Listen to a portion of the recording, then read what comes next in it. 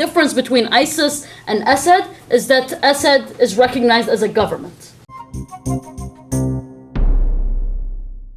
One of the protesters, his name Ali Perry, he was arrested. He was tortured till death.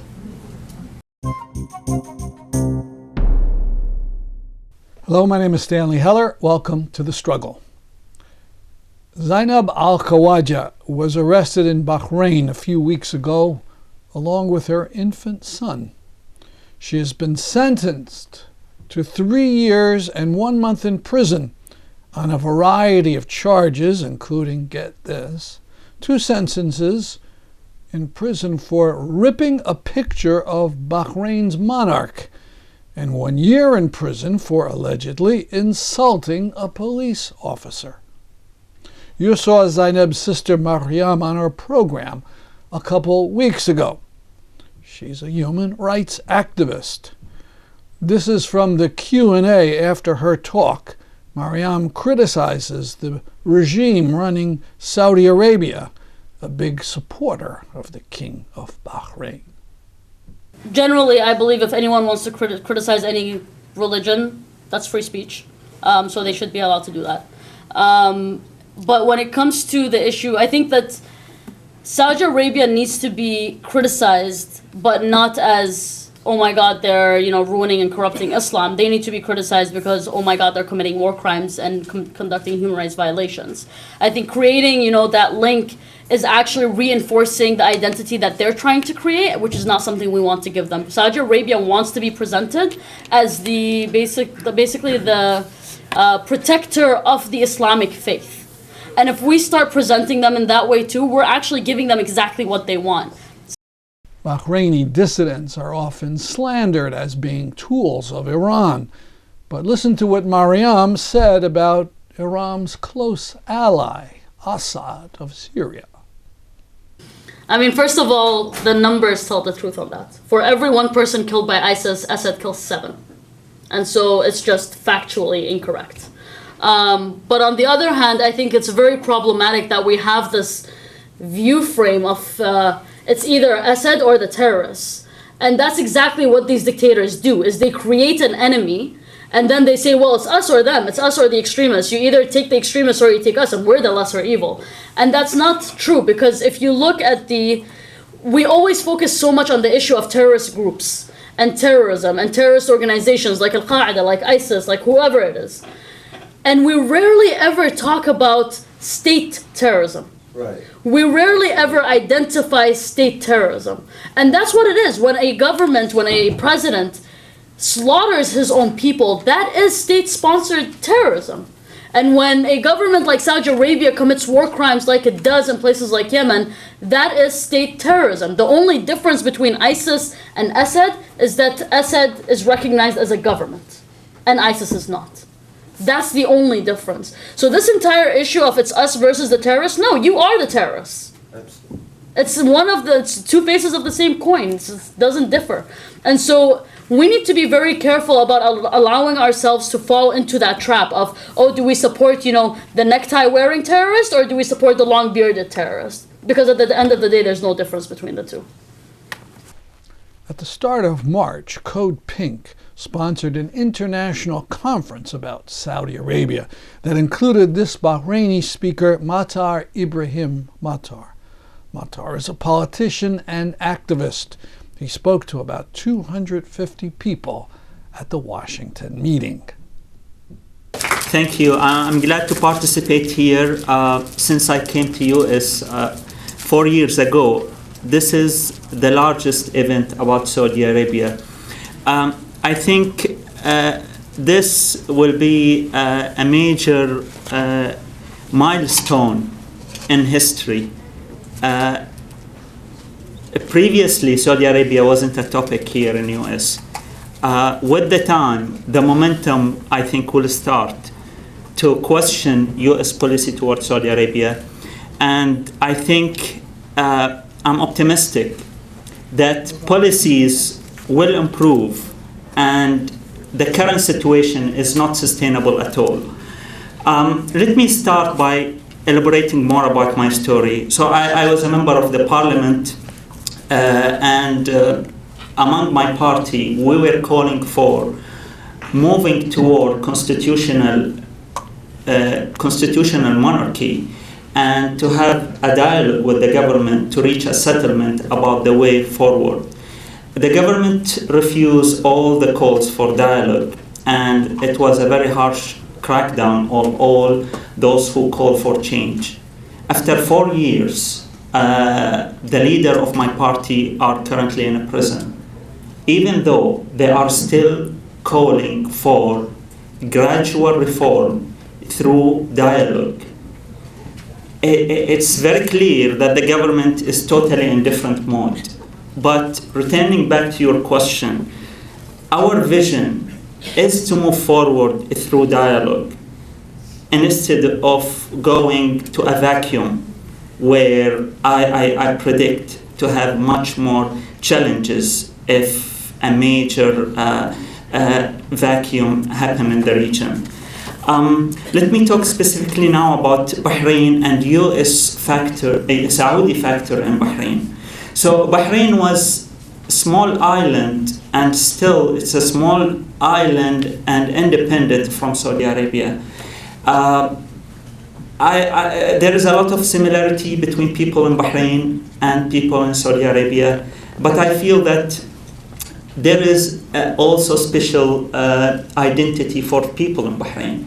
They prefer to remain independent country, and let me say that our history for long term was independent from Saudi Arabia, and we enjoy having this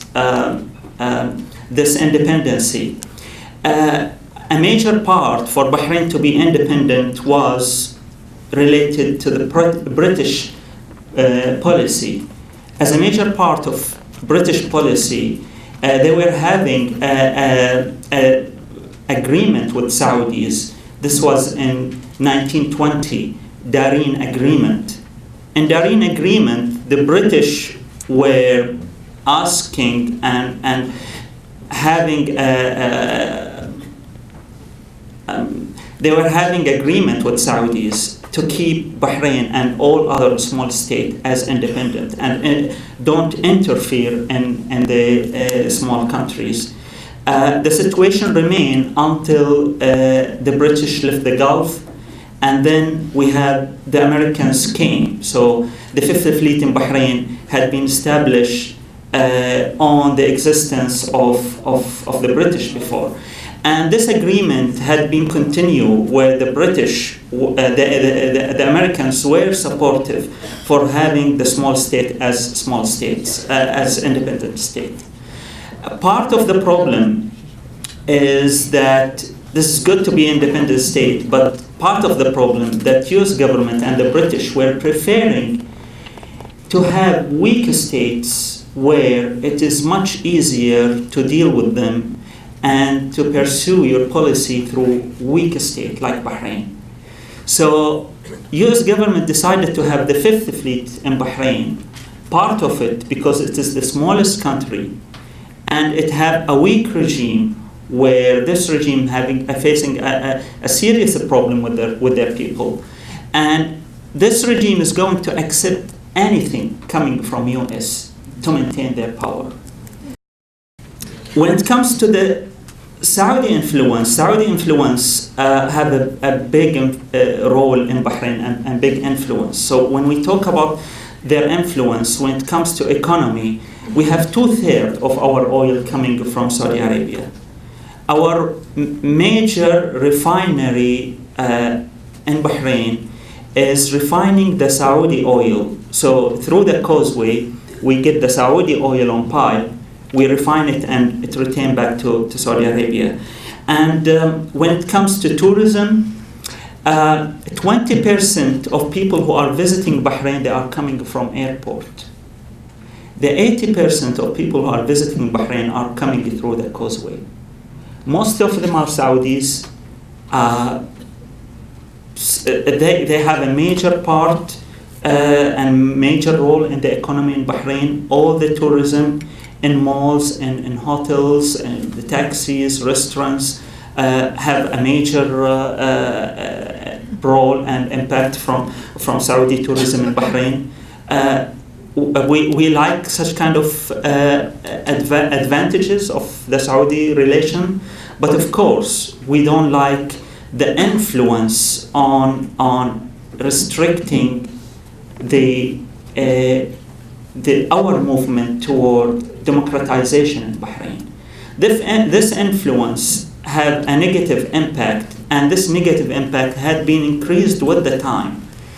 So in 2000, King Hamad, when he came to power, he decided to go for free trade agreement with US. The Saudis were not happy about it.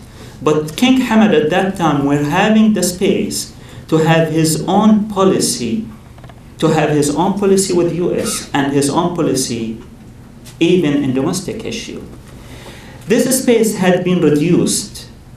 Part of it related to lack of leadership in King Hamad himself, and part of it related to the expansion of Saudi role. The Saudi role had been expanded more and more with the Obama period, where US administration have stepped back in the region.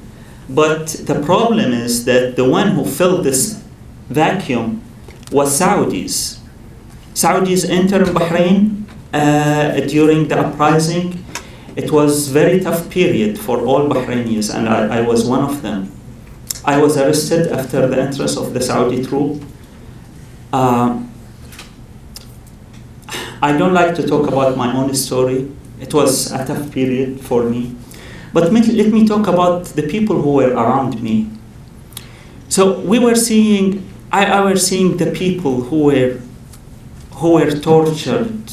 The police were opening the door for me to show those who were tortured. They cannot stand, they cannot sit, they cannot lay on the ground. All their faces with different colors, the signs of torture. On daily nights, I was hearing the voice of people who were tortured on daily nights. I was in solitary confinement under the ground for 3 weeks, and that was the case on daily night.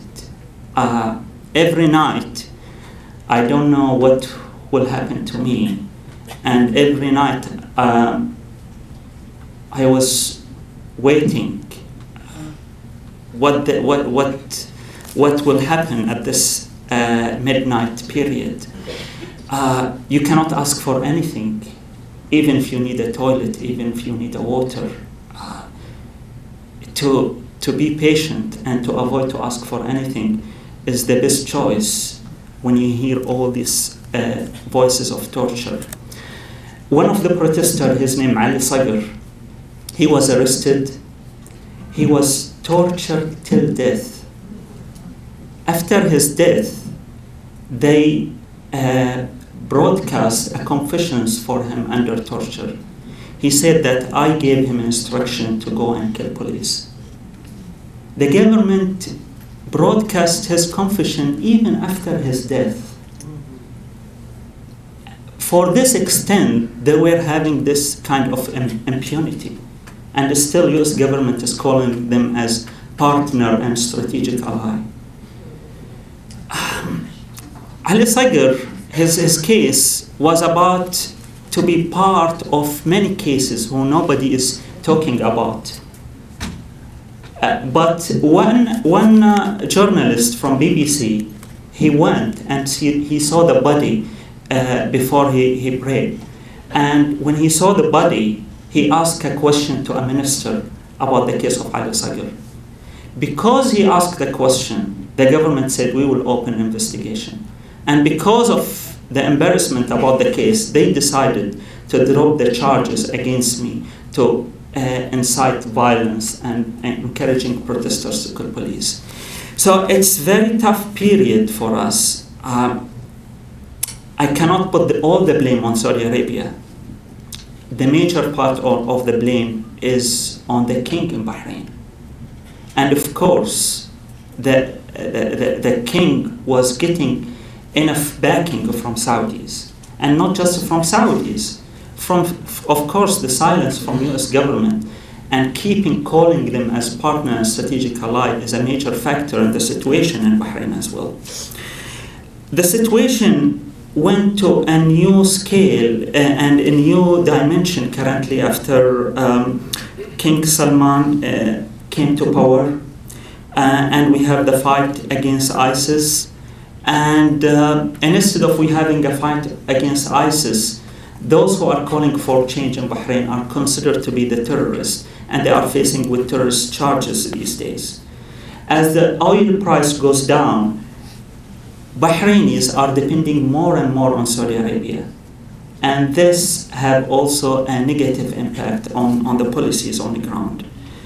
Tension with Iran is a major factor. As tension is increasing with Iran, the government needs a story to put accusations on Iran that they have a role in the situation in Bahrain. So they are fabricating more stories about the movement Bahrain and consider them as just agents to Iranian.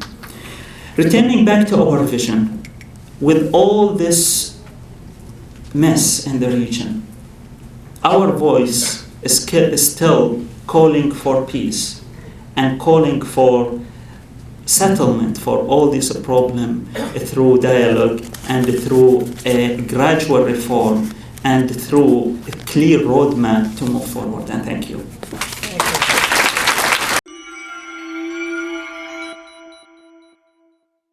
Last week we had the beginning of an interview with Reverend Allie Perry of New Haven. She had been to Palestine, Israel 4 times, most recently last fall. We were talking about the question of Palestinians and nonviolent protest.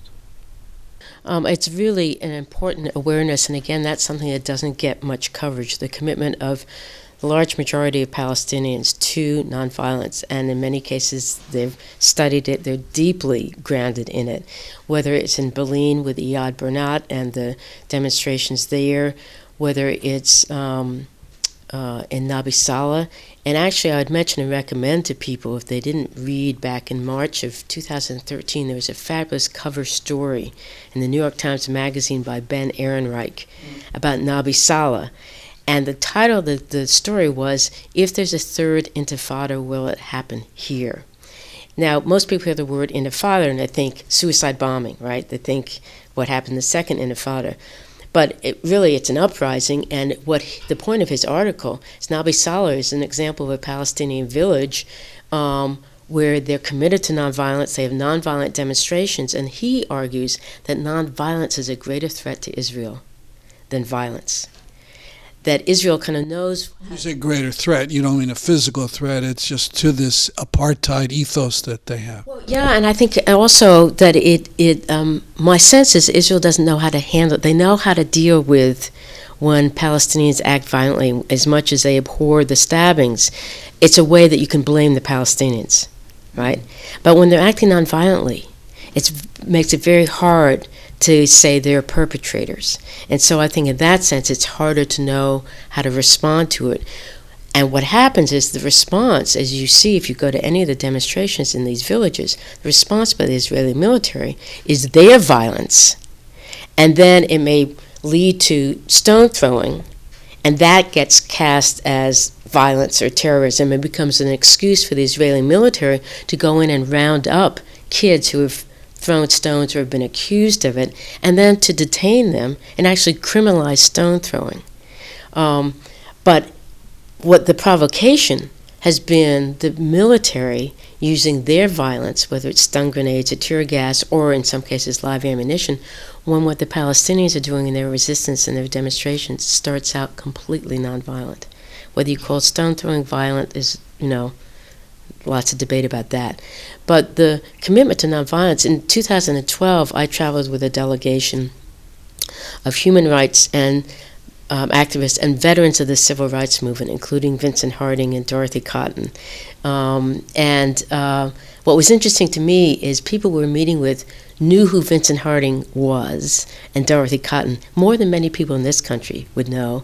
They knew some of the songs from the civil rights movement, and we sang our way through Palestine when we were there. And talked a lot about their commitment to nonviolence and how inspired they were by the civil rights movement in this country. This year, I met again in November when I was there. I met with this amazing young man, Issa Amro, who's head of Youth Against the Settlements in Hebron.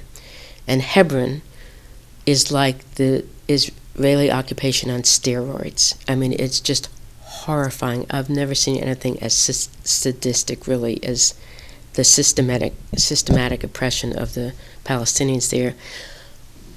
Issa, when he talked about his commitment to nonviolence, let us know he'd studied Gene Sharp, who's like the father of nonviolent theory and thinking in this country. And I dare say most people in this country have no idea who he is. He's from Boston or something? From the Boston area. That's exactly right. And Issa had studied him, he'd studied Gandhi, he'd read King, and that's really informed his commitment to nonviolence. But, as to your initial question about how things have seen and what it's been like more recently, it was interesting, right before we met with him, the Israeli military had come into the offices of Youth Against the Settlement and confiscated the computers, completely, disrupted the office, and at that point briefly detained Issa. And when we met with him a couple of days later, when he talked to us, he said that he was frightened in a way he'd never been frightened before. And this is in September or November? November, yeah.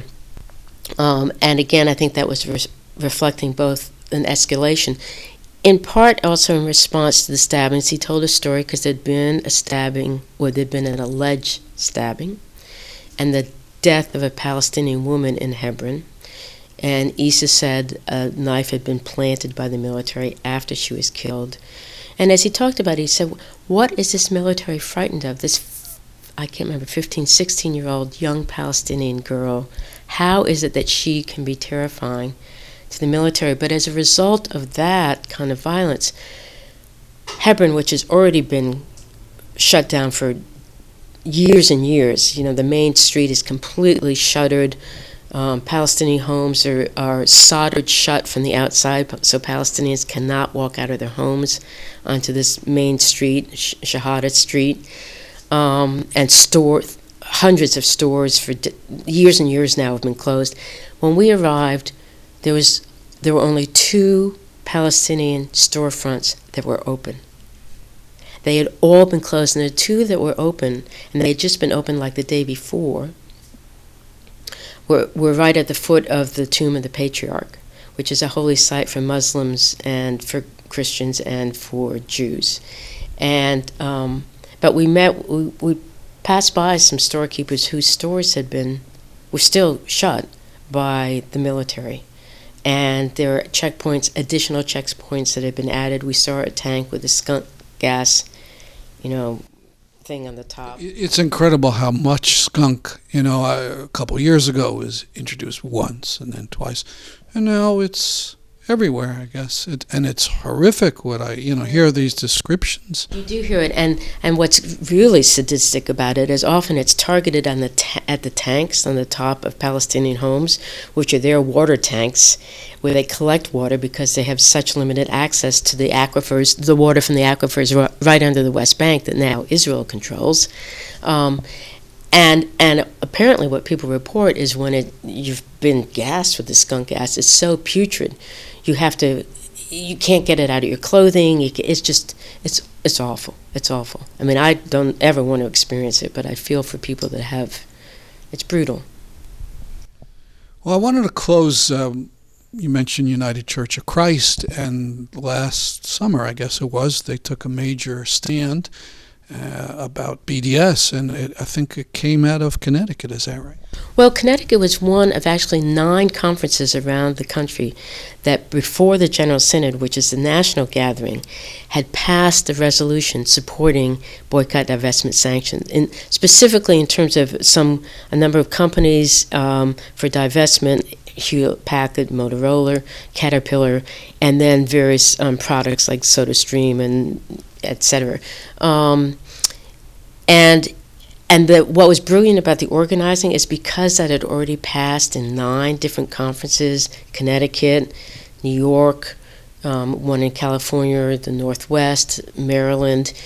It meant that when it came to the National General Synod, there was a lot of support that it was there. So it was a mounting kind of support. And when the vote was actually taken, it passed by over 75%. In the United Church of Christ, for a resolution to pass, it has to be a supermajority. So it can't pass by a few. And the United Church of Christ is a very big denomination. I mean, Well, it's not as big as the Methodists or the Presbyterians. It actually is more like a million something now. It's a million is nothing to sneeze at. No, that's true. Although it's interesting because people who objected to what we did and vilified the UCC following this vote said, well, that's why it's losing members, because, you know, it does these things that are so outrageous. But it was it was really very overwhelming. A couple of things contributed to that, as well as the organizing. Mitri Rahab, who's a fabulous Lutheran Palestinian pastor from the Christmas Church in Bethlehem, was one of the preachers at General Synod. And he's stunning. He was very involved also in the Kairos document. And then there are people who spoke to it. One young pastor whose grandmother was a survivor of the Holocaust. And he said that it did not do justice to his grandmother and her legacy, given what Israel is doing. That it would not honor her legacy if we didn't support this, because Israel was acting in such outrageous ways with their human rights violations. So it was very compelling, and now the real challenge for us is to do the work, not just have it passed on paper, but throughout the denomination, to have people get more informed, get better educated, to have them travel, to really deepen and grow the movement. Wow, we covered a lot of ground. I really appreciate talking with you about this. Thank you, Stan. You're one of my inspirations in terms of activists on this issue, so I'm glad to have this conversation. Before I go, I want to call attention to an article on our website by Danny Kapani, who is trapped under siege in Moadamia, Syria. You may have seen Kapani on NBC National TV News while the city was starving. Kapani wrote his article, a summary of the last 5 years of revolution as the city is under ceasefire. That's our program for today. Hope you'll join us next week. This is Stanley Heller for The Struggle.